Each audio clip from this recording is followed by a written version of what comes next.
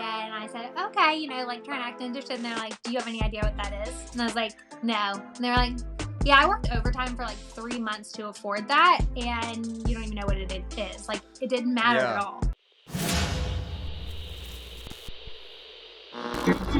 What are the most common life regrets of dying people?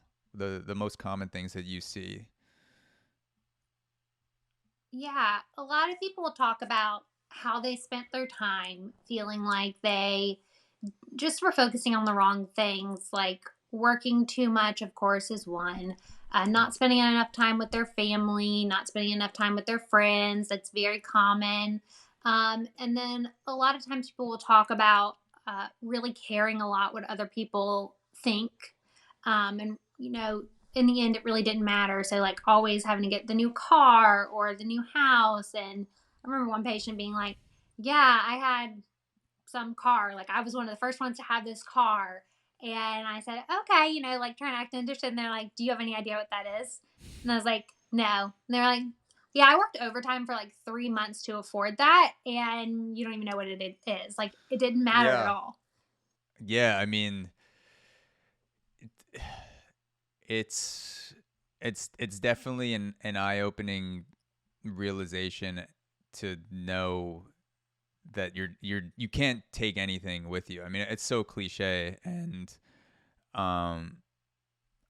it's not just one realization. Like I struggle with that too. It's something I have to constantly remind myself is that does it real like I was shopping yesterday in a Nordstrom rack and I was looking for a very specific outfit for a wedding, and then I picked out 6 pieces of clothing that had nothing to do with what I came in here for. And I'm just like, this is going to add to my closet. Like, what's an extra $300? Like, but then I remember that feeling of buying a t-shirt and then I wear it twice. And I'm like, it just becomes another t-shirt. So I just ended up putting it back and spending time getting what I came there to get. But it's like a constant, like, I feel like you're constantly tempted with cars and clothes and all this stuff. And I have to remind myself, like, none of this shit really matters. Like, as long as I have my health, as long as I have my body and my family, friends, my mind, I could lose. But like, there will be a day where I would give anything to at 90 years old. My best day at 90 years old, I would give anything to go back to my worst day at 29. Like, I'd literally everything I have. So it's.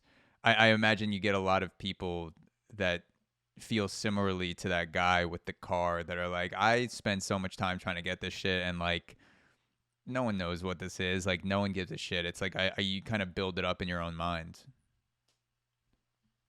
Yeah, and I definitely think, and at first when I started working with hospice patients, I was like that. I was like, wow, nothing material matters at all. And then I started to talk to people a little bit more, and I've kind of reframed that thinking. And now I'm a little bit more about finding happiness every day, even if that isn't material things, like even if it's like your Starbucks.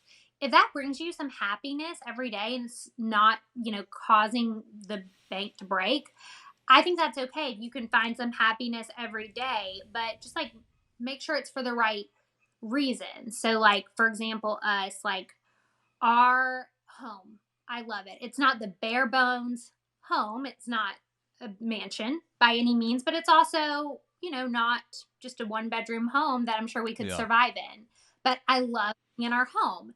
And so every single day I get happiness. And I think that it's so important to really look at what's bringing you happiness on a consistent basis. Yeah, and I realize I'm very lucky to have that perspective because I've never been in poverty. Like, I was born into a family with parents that started a business and it became successful. So I'm grateful to have that perspective on possessions. And there is like when you have nothing, for people that have absolutely nothing, you do need to get to a certain baseline to start appreciating life and getting out of survival mode. So that's a good point. Like like once you get to a certain size house or a certain level car, like how much happiness is adding on another room or another like $30,000 for the newest model. Like there gets to a point where I feel like it's diminishing returns. You're spending more money to like not really get that much return on